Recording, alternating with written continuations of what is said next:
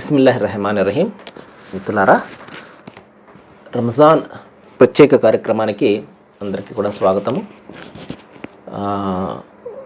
20 రోజులు దాటిపోయాయి. 22వ రోజు అనుకుంటా ఈ రోజున. చూస్తుండగానే రోజులు గడిచిపోతూ ఉన్నాయి. చాలా విషయాలు మనం తెలుసుకున్నాము. దైవం యొక్క కారుణ్యము. ప్రతిరోజు కూడా మనము అతి ముఖ్యమైనటువంటి విషయాలు ఇస్లాంకు సంబంధించి మాత్రమే కాదు, అది మన జీవితానికి సంబంధించింది. ఎందుకంటే ఇస్లాం అనేది మన జీవితంలో ఒక భాగం కాబట్టి, దైవం అనే అస్తిత్వం ఏదైతే ఉందో మన జీవితంలో భాగం కాబట్టి ఆ దైవానికి సంబంధించినటువంటి విషయాలు మనం తెలుసుకుంటూ ఉన్నాము. ఈ రోజున మనము సహనం అనే ఒక అద్భుతమైనటువంటి గుణం గురించి ఈ రోజున మనం తెలుసుకుందాము. దైవ విశ్వాస యొక్క ప్రధానమైనటువంటి గుణం ఈ సహనం అనేది. సోదర మహాశిలారా, దైవం తెలియజేస్తాడు, ఎవరైతే సహనాన్ని వహిస్తారో నస్తఈను బిస్సబ్రి వస్సలాత్ అంటాడు. దైవం యొక్క సహాయాన్ని వేడండి సహనం ద్వారా మరియు ఆరాధన ద్వారా, ప్రార్థన ద్వారా, నమాజ్ ద్వారా అంటాడు.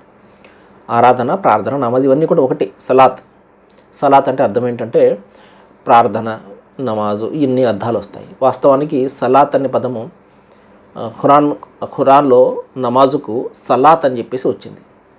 నమాజ్ అనేది అది వేరే పదము. సలాత్ అంటే శిలా అనే ఒక పదం. శిలా అంటే సంభాషించడం అని అర్థము. అంటే దైవంతో దాసుడు ఆ ప్రార్థనలో, ఆ నమాజులో సంభాషిస్తుంటాడు కాబట్టి దీనికి సలాత్ అని శబ్దార్థం ఉంది. అలాగే సలాత్ అంటే శాంతి అని కూడా అర్థం వస్తుంది. ఏమండి, ఇక్కడ దైవం చెప్పే విషయం ఏంటంటే సహనం ద్వారా మీరు దైవం యొక్క సహాయాన్ని వేయండి అని చెప్పడం జరిగింది. అంతేకాదు, ఈ సహనం అనేది దైవ ప్రవక్తల యొక్క గుణము. ప్రవక్తలపై ఎటువంటి బాధలు, కష్టాలు, కడగండ్లు విరుచుకుపడతాయండి. ఎందుకంటే ప్రపంచం అంతా ఒకవైపు వెళ్తున్నప్పుడు అది కాదు, అది తప్పు అని చెప్పేసి ఎప్పుడైతే ఒక వ్యక్తి నిలబడతాడో అతన్ని అందరూ ఆహ్వానిస్తారా? లేదు కదా. ఏదో ఒక విధంగా అతన్ని నాశనం చేయడానికి ప్రయత్నం చేస్తారు. ప్రవక్త ముహమ్మద్ సల్లల్లాహు అలైహి వసల్లం వారు ప్రవక్త కంటే ముందు వచ్చినటువంటి క్రీస్తు యేసును కూడా ఎన్ని కష్టాలు పెట్టారు. అంతకు ముందు వచ్చినటువంటి ప్రవక్తలను అనేక మందిని చంపేశారు, ఉరికంబం ఎక్కించేశారు, సిలివేసేశారు, రకరకాలైనటువంటి అకృత్యాల ప్రవక్తలపై చేశారు. ఎవరు కూడా ఆహ్వానించారు కదా. ప్రవక్తలపై అనేక రకాల కష్టాలు విరుచుకుపడుతూ ఉంటాయి. అయినప్పటికీ కూడా వాళ్ళు సహనాన్ని వహిస్తారు. ఏదో విధంగా ప్రజలకు మంచి మార్గాన్ని బోధించాలి అని చెప్పేసి వాళ్ళు తపన చెందుతూ ఉంటారు. ప్రవక్తల యొక్క గుణం అన్నమాట సహనం అనేది.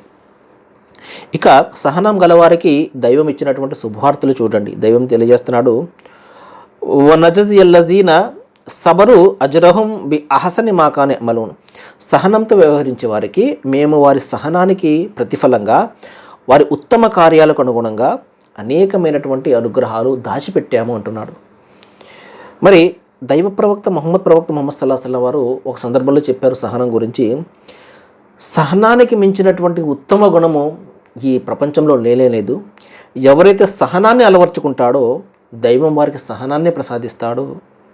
సహనం కంటే మేలైనది, ఇతోధికంగా మేళ్ళు చేసేది మరి మరొకటి లేనే లేదు అని చెప్పేసి ప్రవక్త వారు చెప్పారు. సహనం అంటే సోదర మహాశిలారా, దెబ్బలను సహించడం ఒకటే కాదండి. సహజంగా దైవ మార్గంలో ఎదురయ్యే కష్టాలను, కడగండ్లను సహించడం, అది కూడా సహనము.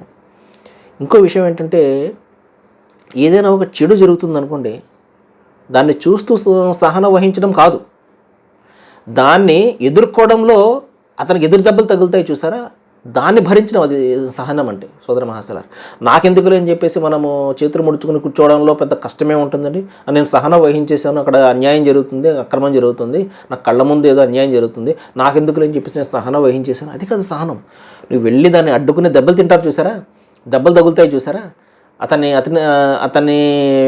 అతనిపై రకరకాలైన దాడి జరుగుతుంది చూసారా, అతనికి కించపరచడమో లేకపోతే మరొకటో ఈ రోజున ఏదైనా చెప్పామంటే సోషల్ మీడియా ద్వారా రకరకాలైనటువంటి చెడు ప్రచారం అతనిపై జరుగుతుంటుంది చూసారా. ఈరోజు జైళ్ళకు పోయే వాళ్ళందరూ కూడా చెడ్డవాళ్ళంటే కాదండి.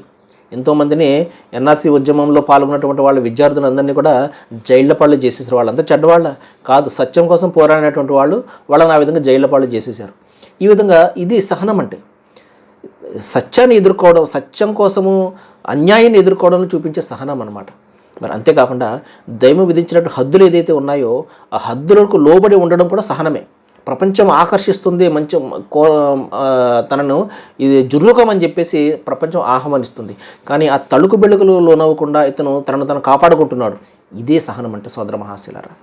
కాబట్టి ఈ విధంగా ఎవరైతే సహనాన్ని వహిస్తాడో ప్రవక్త వారి యొక్క అనేకమైనటువంటి శుభవార్తలు కూడా ఉన్నాయి. నిజమైనటువంటి దైవం పట్ల నిజమైన విశ్వాసం ఎవరికైతే ఉన్నదో ఆ విశ్వాస చేయవలసినటువంటి పని అతను ఈ విధమైనటువంటి సహనం ద్వారా దైవం యొక్క సహాయాన్ని అర్థించడం అనేది. సోదర మహాశయులారా, దైవం మీకు నాకు మనందరికీ కూడా ఈ సహనాన్ని, ఈ సహనం అనే ఉత్తమ గుణాన్ని అలవర్చుకునే సద్భాగ్యాన్ని ప్రసాదించుగాక. రండి ఇస్లాంను తెలుసుకుందాము. సర్వేజన సుఖన భవంతు. జజాకల్లాహు ఖైర్. వాఖిరుద్దావానా అనిల్ హమ్దులిల్లాహి రబ్బిల్ ఆలమీన్.